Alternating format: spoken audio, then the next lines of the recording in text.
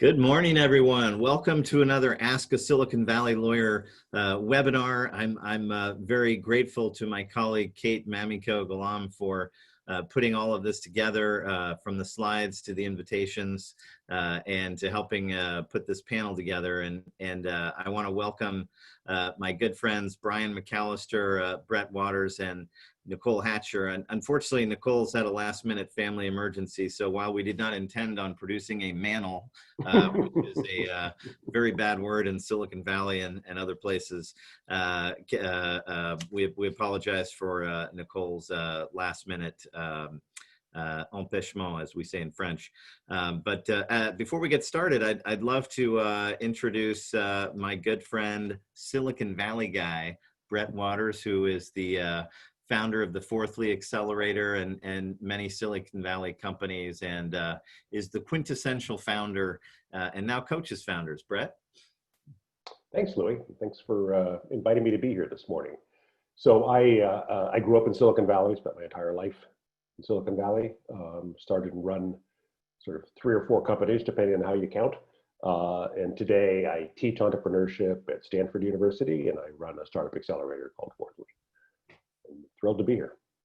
Thanks, Bret. And Brian McAllister is one of my oldest and most favorite people, who is a mentor to me in the law, and who also has experience as a founder. Brian, would love for you to introduce yourself. Great. Thanks, Louis. Hi, folks. So, yeah, Louis, I go back quite a ways. In one of my other lives, I started off doing what Louis did for many years, practicing in big law firms here in the Silicon Valley, Los Angeles, and Hong Kong. A lot of my practice was cross-border, mostly Asia, West Coast deals. Then went in-house, where Louis and I met, and I ran the corporate legal group at a big public company, just a lot of deals and kind of a lot of cross-border stuff. And then somewhere along the way, got the crazy idea that I could do a startup, and went off and launched a real estate tech / data company, and did that for a few years. And Louis helped me with that. And here we are today. I work with startups, entrepreneurs, executives, and investors that support and invest in the system. Thanks, Brian. And I'm going to say a word about my friend Nicole Hatcher, who's not with us. Nicole and I have practiced together for 8 years, first at Cooley, then at DLA Piper, and now she and her partner, Natasha Allen, have formed their own firm called Allen & Hatcher, and we collaborate on many projects together. And Nicole has a great perspective of representing founders from her time at Atrium as well, and I'm sure she would have had a lot of great things to add. I just wanted to take a moment to introduce the topic and why we're talking about it. Despite the pandemic out there, and I note that for those of you who are connecting from Silicon Valley, it's you've noticed it's apocalypse outside. It's raining ashes from the fires all over the state. You can barely see the sky. It's dark and foreboding. So thanks for joining. We're going to try and uplift you. I've noticed from the attendee list that we've got folks here from all over the world, and we're so honored to welcome all of you to our topic here. And really, it came up from a number of issues that have arisen. You know, as I've written a lot, I think difficult times are sometimes the best times to start a new company. The best time to invest is when things get tough. And so we're seeing a lot of new companies get formed. And we came up with the idea of a 2-part series about founder equity. And the first part, which we're going to do today, is how to get it right from the start. And then next week, we're going to do a follow-up session on what to do when things get gnarly. And we think that this first foundational session will set the stage. So Brian, if you want to hit the next slide, we'll skip over the disclaimers and the panelists and just hit the agenda. Brian, we're on the. I wanted to go back and at least give people the chance to read the disclaimers. Yes, this is attorney advertising, and we're not your attorneys. There we go. So first off, we're going to talk about how do you split it up. Then we're going to talk about what are the different types of equity, who gets what we'll try and set the stage for equity incentive plans, sometimes called option plans. Some people refer to these as ESOPs or employee stock option plans, and that's a dangerous word to use because it can refer to another tax-driven vehicle. So never use the word ESOP. I call them EIPs or option plans. Then we're going to talk about vesting and what's normal. We're going to quickly cover cap tables and 409A valuations, and then hopefully share some great stories because we've got some great folks here with us who have some meaningful experience to share. And it's not just about fish tacos. So if we want to go to the next slide, Brian, I wanted to turn it over to you. And I remember when you were just starting off at Local Life, and you know, we had a lot of discussions about founder equity split. So I'll turn it over to you. Yeah, so this is a really interesting topic, and it's, as a founder, you know, other than the idea, it's the first one you run into, and it takes a whole bunch of different pathways depending on who the founders are. Are they long-term friends, went to college together, been working together, or did they find each other as strangers through a meetup, or one of these kind of co-founder speed dating sites, and that can drive how people approach it. And you have, you know, different approaches. One is okay, it's 100% divided by how many founders, or you know, flip of the coin, who should get what, or who's going to be occupying what role. Well, I guess what I'd like to do first, you know, Bret, you've seen this as a founder multiple times, and you advise people about this. I'd really kind of like to get your take on, you know, what have you seen? What do you think works? And then we can kind of play with it from there. Yeah. So I wish I had some sort of magic answer to how to split up equity amongst a co-founding team. But I don't. I will say this, which is that you got to do this sooner rather than later. Founder disputes are a leading cause of startup death, right? And you want to avoid founder disputes. And so even though the discussion about, you know, I think you deserve 18% and I think I deserve 62% can be a really difficult and, you know, and contentious discussion, you're much better off having that discussion earlier rather than later. Yeah, I think that's right. And in some ways, I think it's almost easier when the founders don't know each other that well. Mm-hmm. You're not that worried about offending your friend or your brother or your sister or, you know, whoever it is. And people are nervous about, it seems like people can be very nervous about that, offending someone, but it's a lot worse to get too far down the path and then realize you need to readjust. Right. And that's going to cause, you know, right. bigger issues. Right. So, you know, I'll throw out there, and you can kind of go out there and Google this stuff. I use a system that, frankly, I found online and then modified it for my own, you know, needs. But ways to think about it are, you know, from the very beginning, who's going to be contributing what? You know, who's got the idea? And by the way, ideas are important, execution's more important. So you got to kind of measure all this. But who's got the idea? Are there certain types of domain expertise that someone's going to contribute that without that, you'd never get it off the ground? Is someone putting in cash? And then think about, okay, how much time are people spending on this? Is everybody full-time, or is someone still working and they're going to contribute part-time? And you can kind of start figuring out a methodology. And I actually like having some sort of methodology to apply to this, because it allows you to talk through things without maybe offending someone so much, because you really are pointing at some sort of system that either you found or you've come up with to apply some percentages. As an example, so we talked about ideas. Is there someone who's going to be driving the funding early on, whether that's through their own connections or their own money? Domain expertise, we talked about the roles that people play. People that are full-time versus part-time, and what kind of responsibilities, CTO, CEO, marketing, what do you want to apply in terms of value to those sorts of things? And you can literally create a point system where you say, okay, from 1 to 10, I'm going to apply points to these things. I'm going to weight them. So maybe the idea is so unique and so out there that it's critical, and it's going to shake up an industry. And you can say that's got a higher weighting than maybe responsibilities. And then what you do is you kind of start saying, all right, so which of the founders are contributing those things? And so you've now got this weighting, and then you're going to give founders points for, or a percentage for how much they're contributing to a particular category. Anyway, you can follow this down the path where you eventually say, okay, here's how much equity is left after the pool we're going to set up. And by applying the weighting and the points, you can say, here's how much each of the founders should get. And by the way, that's probably just the beginning of the next level of negotiation, but at least it gives you a frame of reference to start talking from a way to point out a methodology as opposed to you're more important than me, and just in a general sense. And I think people can have logical conversations around that. This is also a very good time to make sure that title and all the IP and everything is placed in the name of the company. Absolutely. That, you don't want to, so you get a co-founding team, some people own the domain name, some people, have been writing the code, some people, right? So this is the moment we want to make sure that all of that is owned by the company.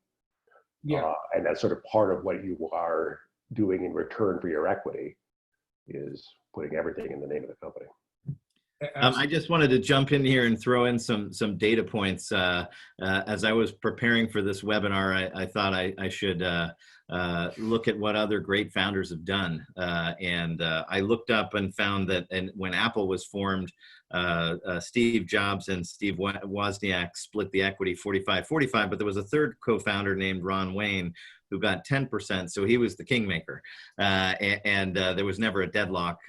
That's one thing that I want to warn founders about, is they often, find a single other kindred spirit who they become very close to as they put the company together, but it's kind of equal. And then you have these deadlock situations as they're 50-50. And then how do you resolve a deadlock?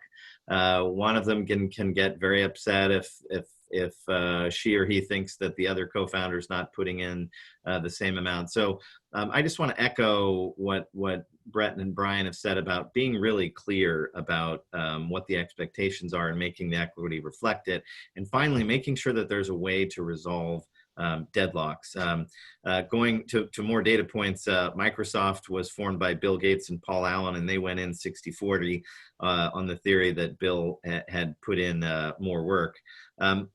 In the case of Google, we don't know what the initial equity split was. We know that at the time of the IPO, Larry and Sergey were each at 15%, but we suspect, or it's possible, that one of them had one additional share, so that there was the deadlock issue. In the case of Oracle, Larry Ellison was 60%. His technical co-founder and real genius behind that company, Bob Miner, only had 20%, and Ed Oates had 20%. So Larry, didn't need anybody else's consent to do anything. Shocker there. So many other great data points that I'd be happy to share after the webinar and the follow-up materials. But I wanted to share. I think it's important to make sure that somebody can call the shots, and also that if that person needs to be removed, that there's a way to do that too. Brian. Yeah, really good. Both of those are really good points. I say, kind of starting with Bret's comment about the IP, is you're not just issuing stock. You're going to have a restricted stock purchase agreement or some sort of grant agreement that the founders get their stock through, and then as part of that, either in that agreement or a separate agreement, they should be assigning all IP to the company. And that's kind of that's the consideration, in addition to just being founders, is you're giving over anything and everything you have the potential to contribute to the company. Your lawyers early on will tell you how important that is to the investors that you are going to hopefully later attract and want to put money into the company. They're going to need to know that the IP has been covered in every way possible. And then in terms of deadlocks, contributions, kind of what you're getting initially, also keep in mind that over time, life changes. People's roles do change. Somebody may pull back a bit, someone may lose faith, someone's actually clearly just knocking it out of the park in their contributions. you may end up grossing people up over time in terms of their equity through the option plan or the equity plan or the stock plan, whatever you want to call it. So, you know, having those conversations early on, that those are all possibilities, so that people are at least aware of it. It may still be a discussion point and a conflict, but doing that early on in terms of recognizing that things change, and then making sure you have advisors who can be part of those conversations, so that it helps give cover to the decision that has to be made later on if someone needs to be grossed up a few percentage points. Brian and Bret, have you ever found a tool that helps, you know, really, you know, specify what the rules of the road are in terms of who gets what? I've heard of this startup equity calculator called Spliquity, and I've never used it, but I'm wondering if there are such kinds of web engines or studies out there. My good friend Natasha Allen, who's Nicole Hatcher's partner, has published a great post on splitting founder equity, which I recommend to folks. But I wondered if you'd ever come across, or in the course you teach, or in your accelerator, you've seen some sort of a kind of a guide rail. I haven't. It's a very common question. But I haven't, honestly. So what I did, and this was, you know, 2016 when I started playing with this idea and trying to figure out the splits. I didn't find any handy tools. Maybe they weren't out there, the kind of apps or websites yet, but there were some great articles, great information. It's kind of how I came up. So I actually ended up, based on what I read, and I don't think there's anything original about what I did, I built a spreadsheet that allowed me to kind of plug in variables and weightings and points to founders and spit out a percentage that each should get, which there's a methodology. It's not a scientific methodology, but I suspect anything you can find online that does something like that is very helpful, particularly just in terms of setting the stage for the discussions that people need to have. And keep in mind, there's no magic answer here. This is all about human beings and their sense of self-worth. Yep, correct. All right, should we move on to the next one? Yeah, let's do it. All right. Louis, why don't you walk us through the types of startup equity? Sure. I get this question frequently on what are the equity instruments that are, you know, best in class, and then what is the latest technology. And then some founders come to me and they say, I just want the basics. You know, I don't want to do anything funny that will attract attention or be anywhere other than right in the middle of the fairway. So, you know, the typical types of equity that we see most founders will get is simple common stock that they pay for at par value, which is usually a fraction of a penny, and some fraction that ends up to an aggregate check of a very, very small amount. Some other founders will not write a check, but will instead contribute equity in exchange for, intellectual property in exchange for their equity. Again, they will pay some par value, and then they'll get stock that typically vests over a 4-year period. And when I say it vests, it means it's subject to repurchase. And what you want to make sure is that if a founder leaves before you really get off the ground, you're going to have to replace that founder. And you don't want to have a big hole in your cap table with somebody who has left the company with a big block of stock. Now, you could always simply recapitalize the company to fix that problem. There are many ways to fix it. But the theory is that there's a 1-year cliff, so that if anybody leaves within a year, they get nothing.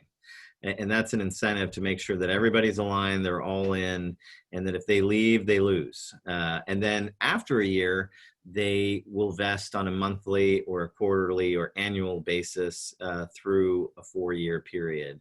And the theory there is that it's sweat equity.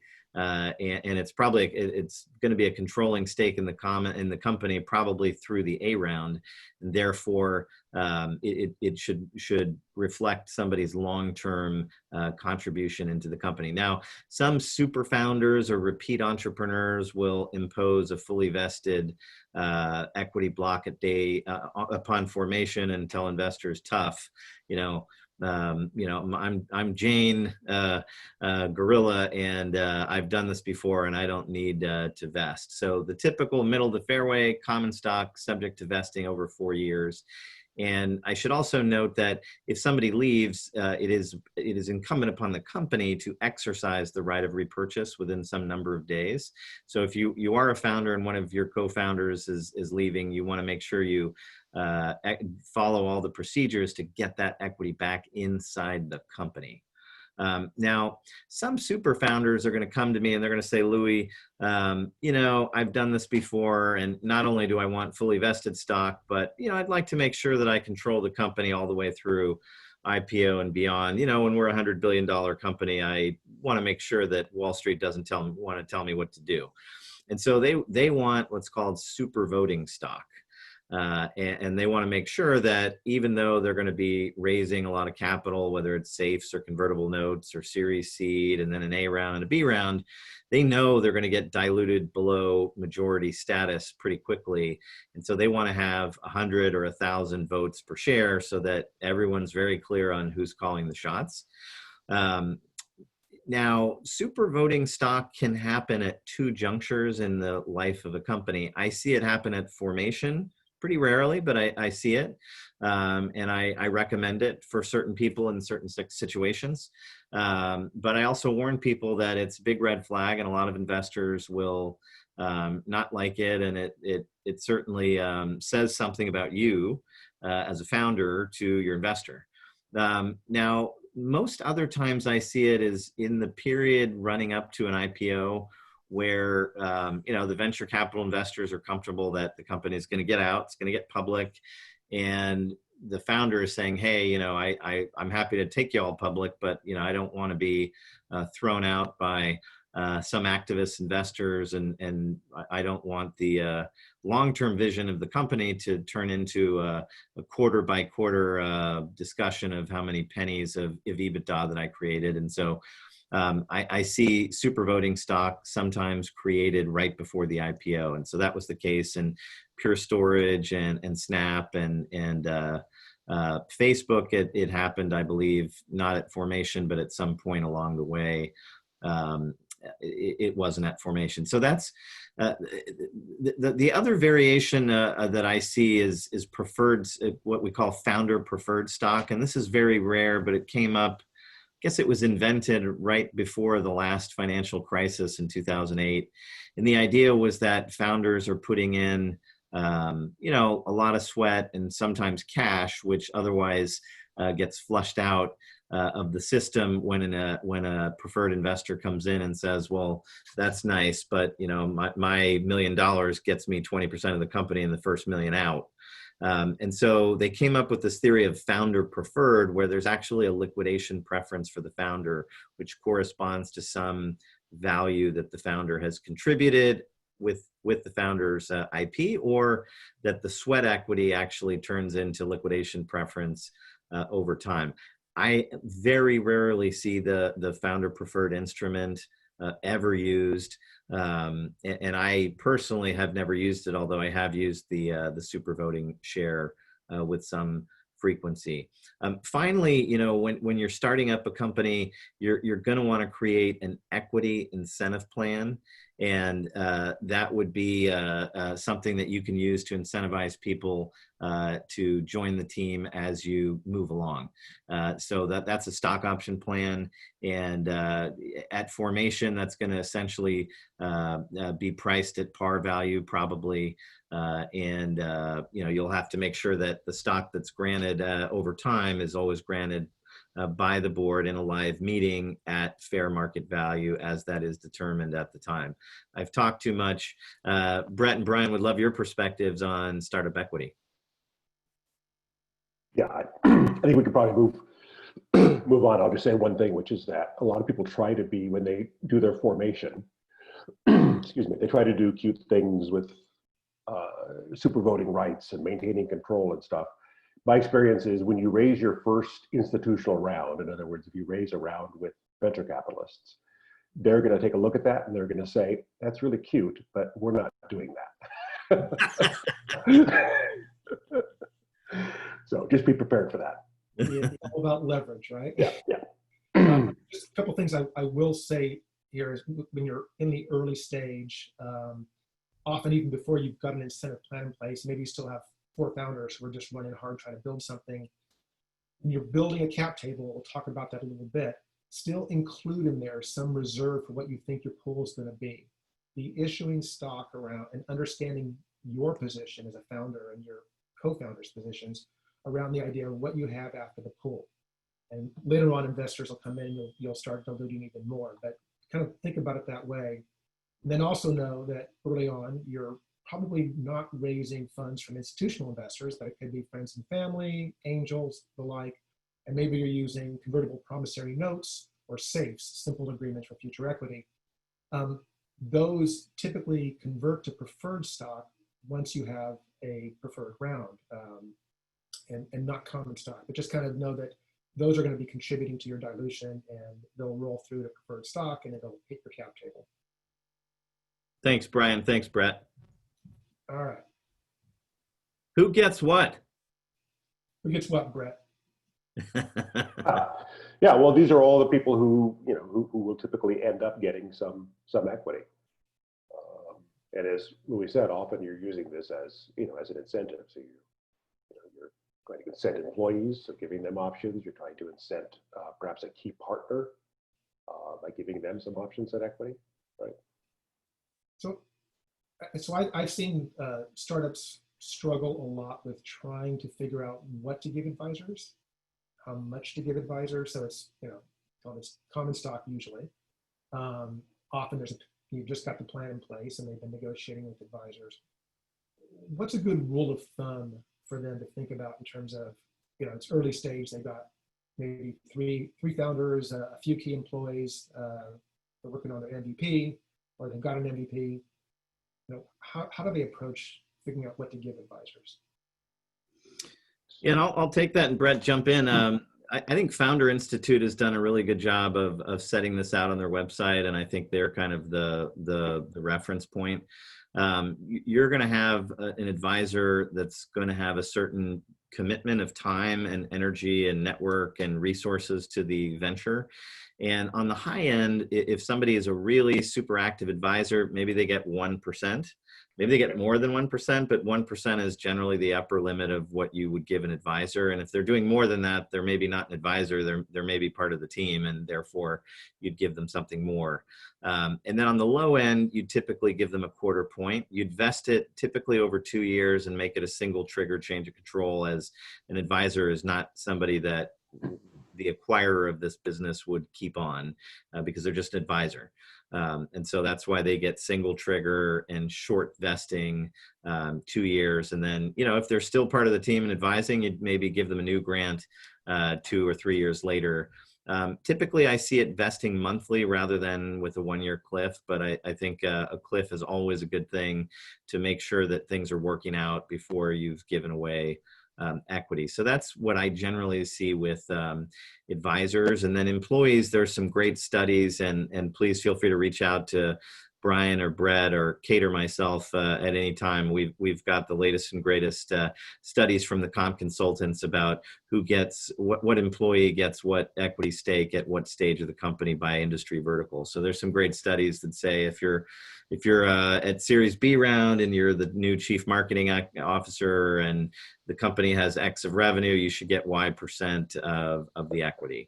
There's lots of stuff out there these days to refer to for benchmarking. Yeah. So I think we've covered this slide, Brian, unless you had something else to add. I want to add just one really quick thing, which is that always make sure there's a vesting schedule. That I've had the experience before of somebody who said they were going to be an advisor, and they're like, yeah, I'm going to help you out. I'm going to make all kinds of introductions. I'm going to make this happen for you. And so I gave them some, tossed them some options, and then, never heard from them for the next 5 years. And then when we sold the company, suddenly they're knocking on my door saying, hey, where's my 2%? I'm like, you didn't do anything. So make sure there's always a vesting schedule on these things, and make sure that it's tied to delivering some sort of value, and you can terminate the agreement at any time. And if you terminate it, then they get only the amount that they're vested. You make an interesting point, and with private equity-backed companies, you see this much more than with venture-backed companies. But there are two types of vesting conditions that you can have. One are time-based, and two are performance-based. And what Bret is saying is that you should have both. That over time they actually deliver some clearly defined things.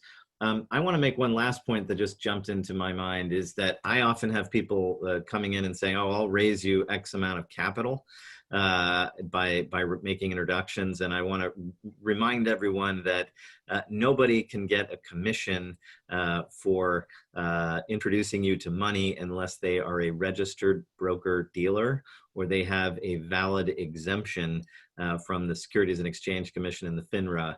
And so beware of the people out there that say, well, if I introduce you to these people, I want X% of the company as a commission. That isn't legal. Now there are ways to incent people to help you raise money.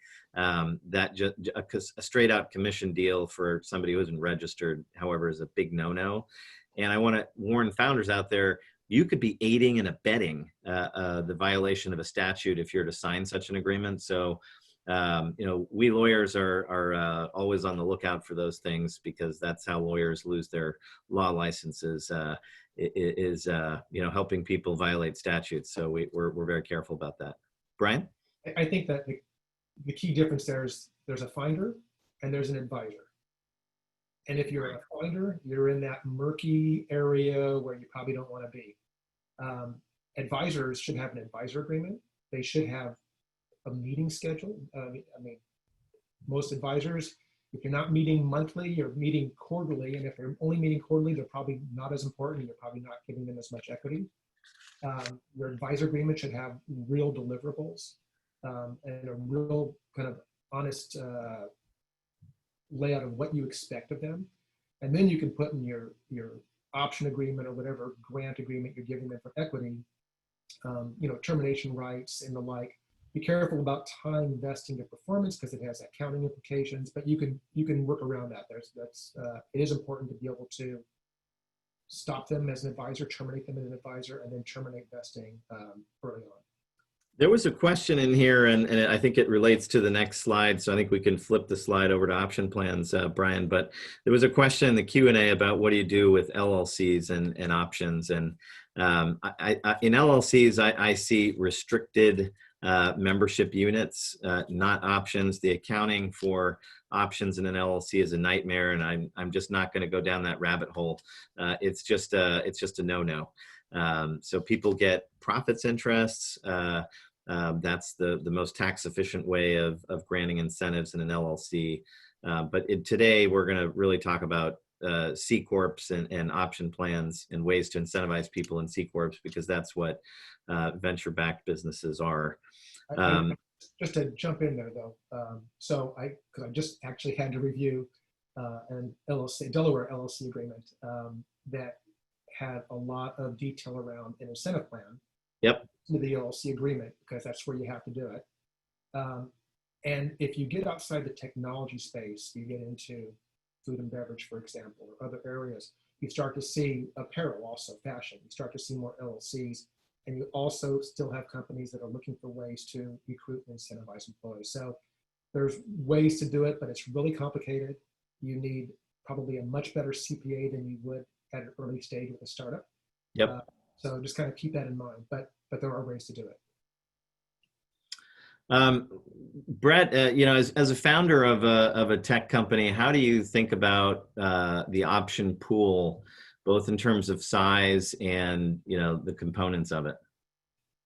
Well, I think 20% is kind of the standard in Silicon Valley. They carve out about 20% for an option pool. And people ask me this all along. Oh, isn't this too much? And I say, hey, it's just reserved. You don't have to use it. Exactly. You can always give it to yourself in the form of fully vested stock if you want. So I always say to go big on the option pool so that you have things ready to go and you don't have to do a lot of paperwork. How does the timing work then? So kind of thinking that through, I just throw this out for discussion. You're going to do early on, maybe a 10 to 20% pool. You're thinking, maybe optimistically that a year in, you're doing your Series A. And the Series A, of course, wants you to make sure you have a sizable enough pool prior to them putting their money in, Right. As opposed to diluting them after. So is there a timing issue here in terms of how you think about 20% now versus 20% later? Yeah, well, I've certainly I've had exactly the experience that Brian mentioned, which is at Series A, the expectation was that we were going to carve out a 20% option pool because we didn't have one at that point. And of course, from the investor's perspective, they want that to happen before the new money goes in, because that way we get diluted, not them. And you know, from the founder's perspective, you want the new money to go in and close and then carve out the 20% option plan, and that way everybody is getting diluted equally. Leverage. It's all about leverage. It's all about leverage, right? Yeah, so you know what I tell founders is to go with the 20% size at formation, and that, you know, if you don't use it, you can just grant it to yourself. And then at the time of an A round, which is probably going to be after a friends and family round, which would then be preceded by some sort of a business angel round, which should then be a seed round, and then you get to A. So, you know, in today's day and age, Series A is like what Series C was 10 years ago, because companies run so leanly and so long. So, you know, I think the 20% is going to be used over that period. I think it doesn't take a year. I think it takes more like 3 years to get to a Series A for most companies. And so then at Series A, when you have a real professional venture firm, they're going to look at what's left in the pool, and they're going to say, okay, to get to the B round, which is maybe 2 years out, we think you're going to have a hiring plan of these types of executives, and they're going to need this much equity. And so they'll tell you what they think the equity should be reserved and into, as Bret pointed out, the pre-money, so they're not paying for it. I think that it's always really important for founders to have their own hiring plans, and so they're not dictated to by, you know, folks that don't necessarily know. So think about, you know, what are those key hires and when you're going to make them, and what you think you would need to give them based on the various studies that are out there. So that's the way I think about it. Option plans are always, usually the investors will even require this, that it have 4-year vesting with a 1-year cliff. And some really important hires will ask for double trigger acceleration, so that if the company's acquired and they're fired within 12 months, they accelerate. But you don't want to give single trigger acceleration in an option plan, because upon acquisition, you know, everybody leaves. And so the acquirer is like, well, you know, this is a tech company, there's got to be IP and people. And if I don't have the people, well, then what am I buying? And so single trigger acceleration should only be for advisors, and maybe people like the CFO, who, you know, would not be part of the go forward team after an acquisition. Yeah, a way to think about that in particular is an acquirer is going to value the company. They're going to come up with a number. And when they make that offer, that number doesn't go up because they have to come up with a whole new retention plan for the employees that are all getting single trigger acceleration. Basically, it's, okay, we have to incentivize and retain these employees. So out of that, let's just say it's $100 million, we're going to set aside $6 million or whatever it is. So now the purchase price, it's still 100 million, but there's less for the stockholders who were holding common and preferred, and as opposed to the employees who may also be stockholders, but now are cashing out at the closing. So just keep in mind that there's a purchase price. It doesn't change because the purchaser has to retain a bunch of people. Yeah, just for clarity for those who aren't exactly following this, the idea is that your stock options are vesting over, let's say, 4 years. But there's certain triggers that all of a sudden mean that because of this, you get all of your stock now. And the two triggers that are common are the company is acquired, might be one trigger, and the other trigger would be you get fired without cause. And as Louis said, the double trigger means that if the company is acquired, change of control, and also you are fired without cause, then you get all your stock even though you weren't fully vested. So I'm just repeating this for the sake of clarity about what all this means. And these can seem like pretty minor issues when it's the four of you sitting around drinking beer and talking about the company, but they can become very major issues later. Yeah. Absolutely. Well said. Well said. Maybe we should flip to the next slide and talk about, ISOs and NSOs. I would like to make a disclaimer that I am not a tax lawyer, and that even among tax lawyers, there is a special breed of them called equity comp tax lawyers, as there is just a deep set of tools and rules and regulations that can be used in C Corps as well as LLCs and other instruments. But the traditional instruments that we most of the time see in tech companies that are inside the fairway of the golf course are ISOs, NSOs, and then restricted stock awards or units. And Brian, I'm going to leave it to you to do a quick overview of these animals. Yeah, and I'd say for NSOs and ISOs, the main things to know are, one, most people are getting NSOs, non-qualified stock options, and it's really a tax difference. The ISO allows you to get capital gains if you hold the option and the stock long enough. The way, when you think about vesting, right, you get a grant, and then you get vesting over time. So if you get a grant, and then maybe after your first cliff, you want to sell your stock, you have someone to buy it, or if you're lucky enough, you're at a public company, or they've gone public. If you have an ISO and you've only held the grant, you only had the grant for 1 year, you vested 1 year, and now you're selling, everything's treated as ordinary income. It's less advantageous as opposed to capital gains. Hey, Brian, I think the next slide would be really helpful in demonstrating what you're saying. I think you should flip it. There you go. Bam. Yeah. That graphic on the left, I think, is really helpful. Think about it from a holding period perspective. With an ISO, ultimately, if you sell before a 2-year period, I think it's 2 years if I remember correctly, you're going to get ordinary income.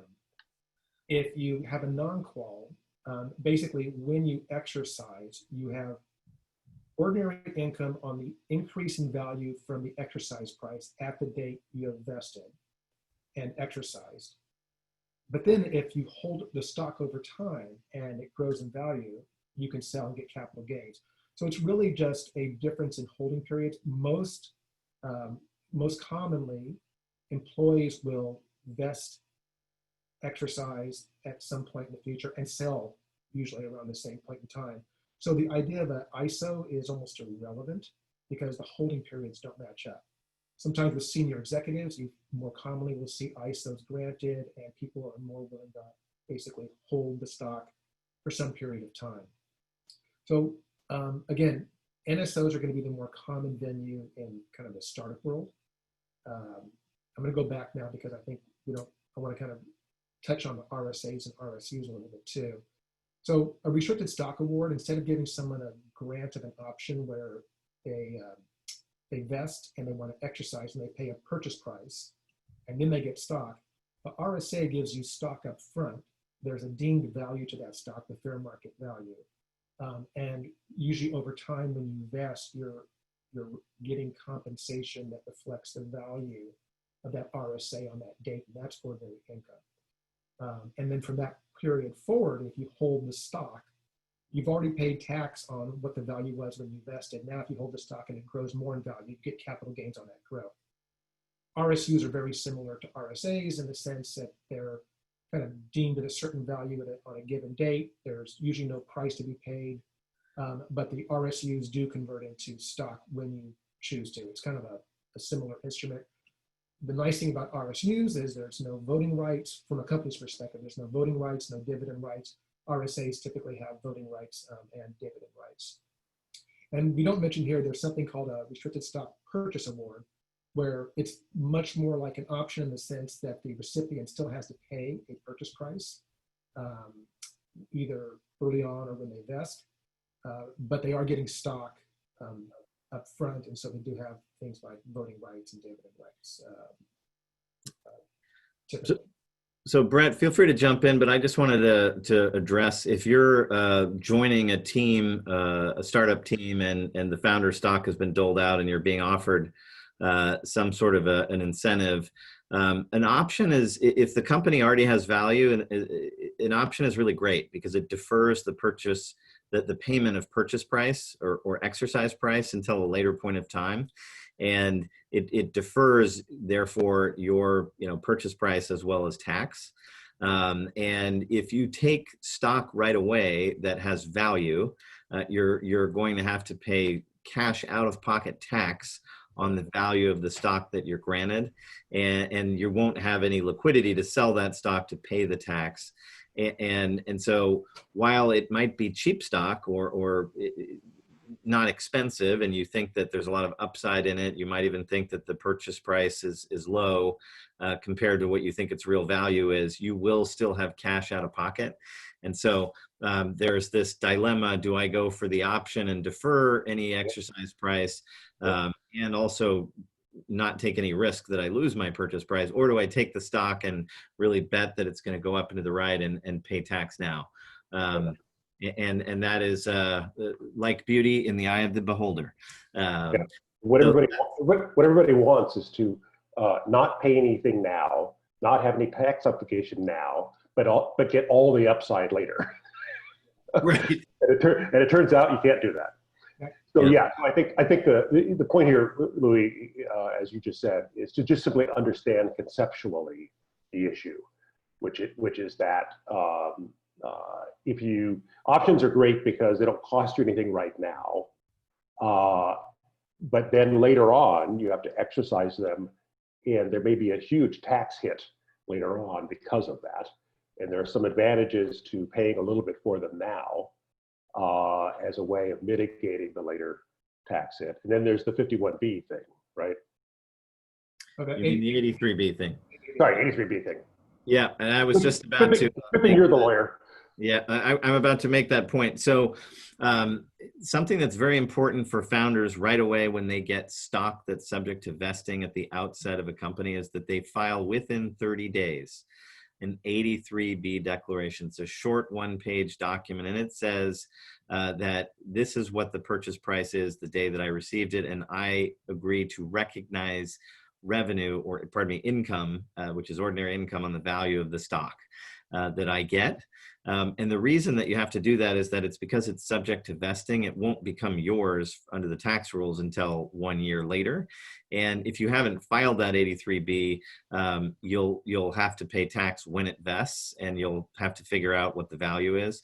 I've had a number of very unfortunate circumstances where founders have not filed 83Bs because they didn't use counsel. And then we go to sell the company and suddenly they learn that the $50 million of what they thought was capital gain going to be taxed at 20% federal, 13% California for a total of 33% is in fact all ordinary income at the top level. So federal, I think that's 37% plus California 13 plus payroll tax. Yes, payroll tax, because that's deemed like salary. So you're into the 58% tax rate if you fail to file that 83B filing. Now, there is no such very painful options. Very painful. Options, it's very clear. You pay the exercise price, which is the true value. And as long as there's a board resolution that says what the fair market value of the exercise price was when you receive the stock option, you're not going to be screwed like that. So I'm going to shut up and let Brian flip the pages if we need to keep moving. Yeah, so one quick thing, just think about it in terms of timing. So when you're early on, if I'm in a key employee, founders are going to almost always get stock, right? You're going to start off, you're going to have a stock issuance. If I'm an early employee and I'm getting 2-3% maybe because I'm adding that value, and the fair market value is a penny a share, either give me an RSA because I want stock now and I'm going to do an 83B, and give me an option that I can exercise immediately even though it's subject to vesting. These are all kind of nuances that you can get into, as you are setting up your plan. And then I'll file an 83B.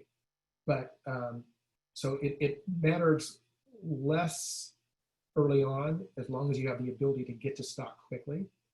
But as the company starts to grow in value, and of course you get up to $1 a share or 80 cents a share, whatever it is, that stock can be really expensive. It can really have a tax hit. So the stock option gives you a real nice ability to defray costs. All right, let's jump on to vesting. We've covered a lot of this. What else do you want to say here about vesting, guys? I think we've covered it. Yeah, I think it's basically, around here at least, what I see is 4 or 5 years. Anything shorter is a warning sign, and anything longer gets you in trouble, I think, with California. Rick Arnold just dropped in a question, and where can you find an open source good form of equity plan? And I think there's some great law firm websites that have open sourced their equity plans, and I think Cooley Go is one, and DLA Piper Accelerate is another. And I'm sure there are many other great open source form of option plans that have all the bells and whistles embedded. All right, we'll move on. Cap tables. Fun to build, not fun to maintain. I've got a new video on cap tables, and I would just give the short answer that Cart'd is the leading vendor in the space to manage cap tables.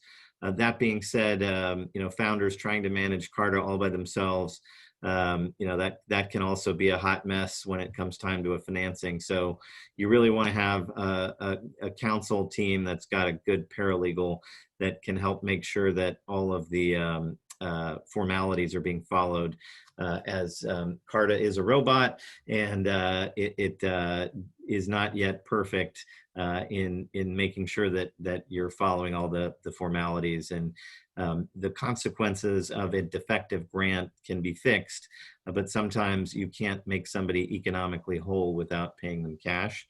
So you really want to use the best technology-enabled vendors like Cart'd. ShareWorks is another one. I'm sure there are many more, but you want to make sure you have a good team with a CPA and a paralegal that can help you manage it.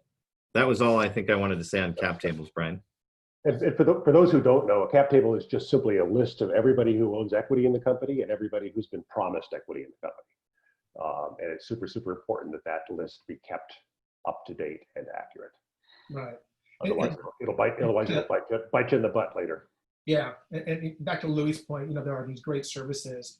Early on, if you just have a few founders, maybe you set up your plan, and you've got a few grants to advisors and a few employees, it's easy to maintain yourself, and you don't want to, you're spending your money in different ways. You're spending your money probably on development early on, and that's, trying to marshal your resources. But you start getting very far into safes, convertible notes, more employees coming on. It gets complicated, and it gets really hard to track through how those notes and safes convert out and what they do to equity. So it becomes worthwhile to pay the monthly subscription fee to get a good service, and also have someone either in your company or a paralegal at a law firm who will kind of keep it up to date and maintain it for you. 409A valuations, fair market value.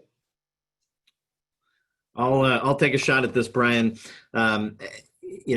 What's very important when you make an option grant is that the exercise price that is stated is at fair market value, because if it's not, the tax authorities will insert their own judgment with the benefit of hindsight in place of the board's judgment, and there can be severe tax consequences to the holders of the instruments.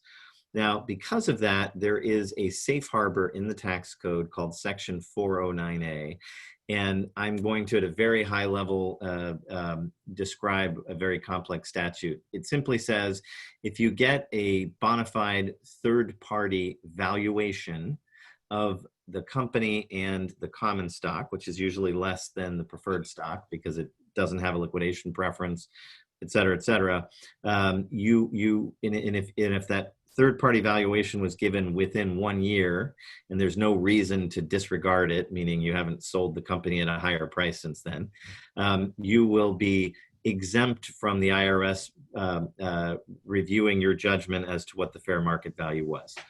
Once you're at recognizing revenue, these can be important valuation numbers that have severe consequences. So most early stage companies that are pre-revenue don't go out and get a 409A valuation from a third party because they think the risk is low. And the board will simply make the determination based on a series of factors. But as soon as you're recognizing revenue or you have any other indicia of value, you really want to get that third party valuation. Many startups now are using CARTA for that, as CARTA is really trying to consolidate the market for cap table management. And so they've now added on the service that if you use them, they'll give you an evaluation once a year at a very discounted price, at least in the early years. If you work with a good law firm, they probably have a preferred pricing package with one vendor or another. So that's something to ask your law firm and your CPA when you're interviewing them. If you're a new founder, is what sort of deal do they have with CARTA to get you as free a service as possible for as long as possible, and when you think that they can get you a valuation, and when you'll need it, and what would it cost, et cetera, et cetera. So that's what I wanted to say about 409A. It's good for 1 year or until there is some indicia that the valuation that the third party came up with was wrong. Brian, I think that's everything on 409A. So the only thing I would throw out is there are some useful free tools out there, including from CARTA when you're early on, and you can get a free valuation. The problem is the minute you start raising funds through a convertible note or a safe, that free valuation doesn't really work. So, really early on, you can do this for free, but you probably don't need to, because as Louis said, if you're pre-revenue, you don't have, a company, or putting a valuation cap on through a safe or a convertible note, then the board can just make a determination. Your stock's going to still be, relatively cheap, and just dress up the minutes and consents of the board when granting options. But the minute you start raising funds, you have to start asking yourself that question: Can I still be relying on just a board determination? Yeah, somebody had a good question. What if you're pre-revenue but you have patents? And there's 100 different variations of this. 10 years ago, I think people thought patents, had a direct correlation to valuation, and I think with the explosion of enterprise SaaS and trade secrets and code, and people not wanting to write patents for code, that we no longer look at patents as an indicia of value, at least as directly as we did 10 years ago. So if you're pre-revenue, I still say you're probably a low valuation, and I might not bother with the 409A unless I had raised money from somebody who paid hard cash for shares. So we did not intend on producing a manual for those of you who joined late. Our partner Nicole Hatcher had a last-minute emergency and couldn't join us. So in the spirit of familying our manual, I'm hoping that my good friend Kate Mamico can help us go through the Q&A, what there is either in the chat room or the Q&A function for the next few minutes before we break. Kate, over to you. Hi everyone. Hi Louis. So we have one question in Q&A section. How do you determine how many shares to authorize or issue in total? Great question. I think there are, at least from a lawyer standpoint, and lawyers are terrible at math. So I warn you founders out there to always check your lawyer's math. And use Excel or some other third party to do that. But we are so bad at math that we typically think of the cap table as 10 million shares or 20 million shares. And what's the difference? There isn't. It's just because we're bad at math. And so we typically authorize 10 million of common at formation, and we dole out as much of it as we want, and we reserve, as Bret mentioned, 20% of that for an option plan.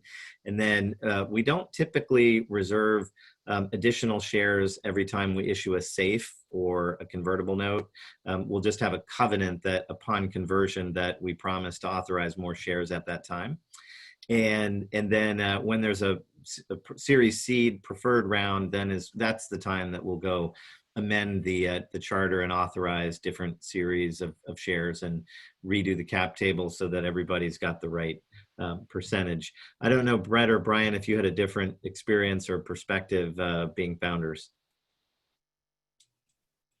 We got 10. It's an arbitrary number.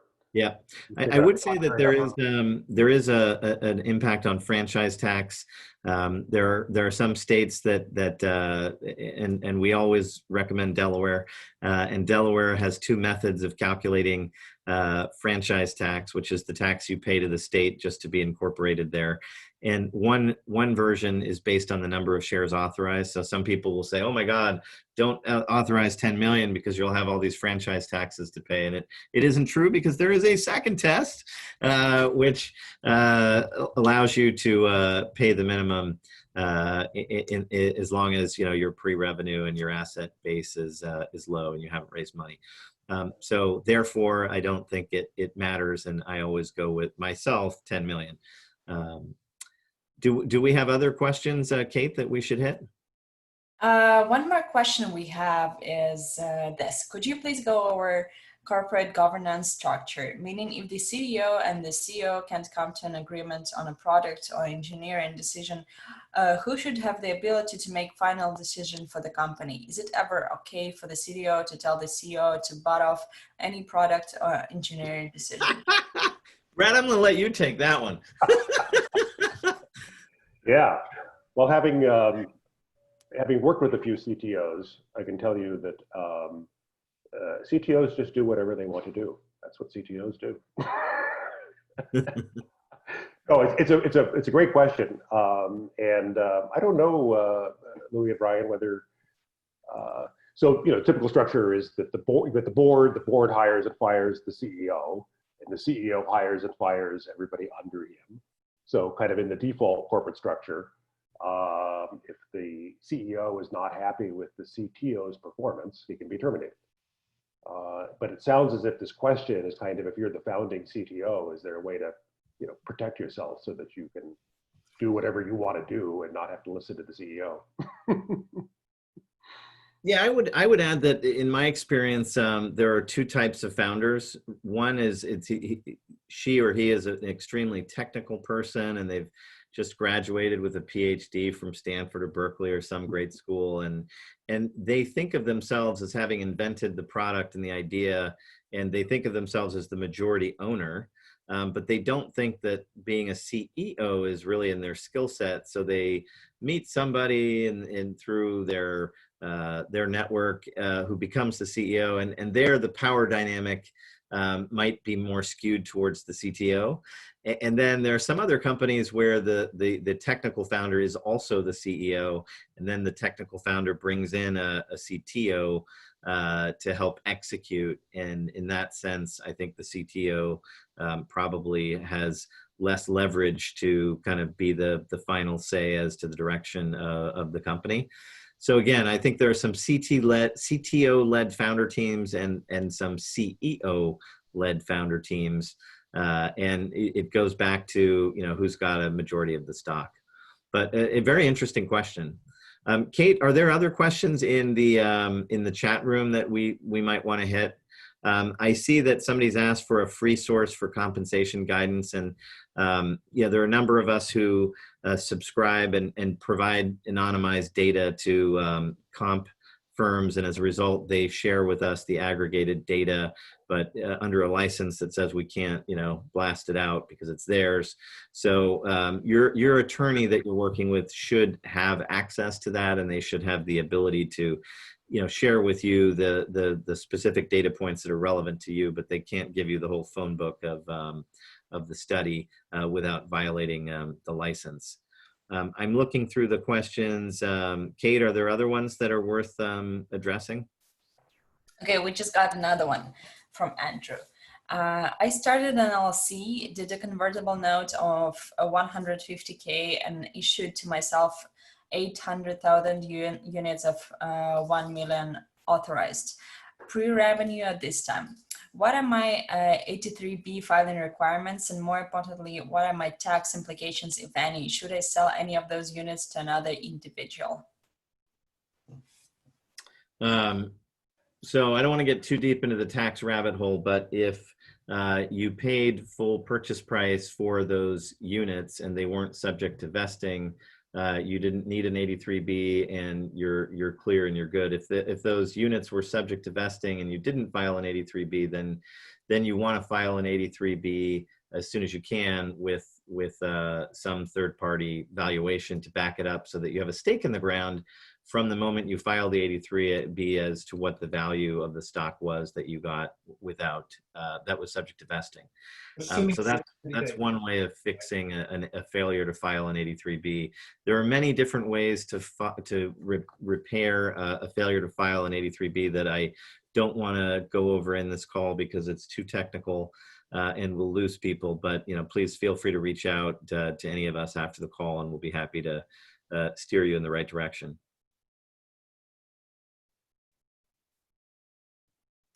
Looks like this is it. Everyone, thank you so much for joining. Brian, if you want to flip the next slide, we're going to get together next week, and then we're going to talk about what happens if everything goes sideways. And I don't know if it's COVID or these fires in Silicon Valley, but I've been seeing a whole lot of founder divorces, or what I'll call venture firms wanting to replace management teams. And so we have to look at what happens to the founder equity. And I think it's going to be a really fun show next week, same place, same time, same folks, and maybe we'll have a few more. Hopefully we won't mantle it next time accidentally. We'll get some more folks involved. And thanks to everyone for joining. We will circulate these slides. There will be a recording of the webinar that you can share with your friends or post in the next day or so on the YouTube channel, Ask a Silicon Valley Lawyer. Brian, Bret? Great. Thanks, everyone. Terrific. Thanks, Louis, for the invitation, and thanks to all who attended. This has been fun. Hey, I want to say thanks to Kate for all the legwork that goes into producing these. She does a great job. Thank you, Kate. Bye-bye, everybody. Bye.